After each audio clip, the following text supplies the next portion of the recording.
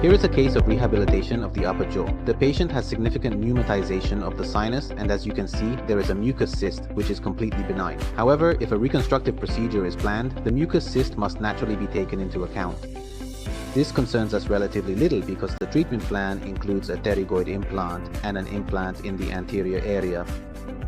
Here you can see the incision, the opening of the flap, the dissection up to the level of the retromolar tuberosity, and then identifying the reference points.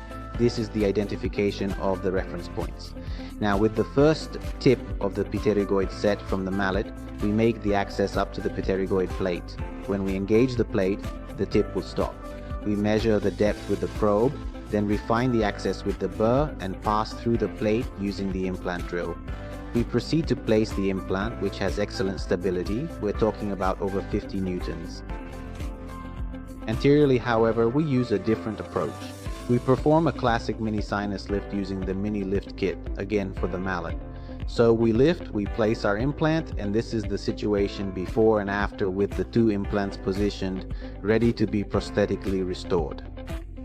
As you can see, the mucus cyst is still there, and the kits we use are the pterygoid kit for accessing the pterygoid area and of course the mini lift kit for performing the crestal mini sinus lift.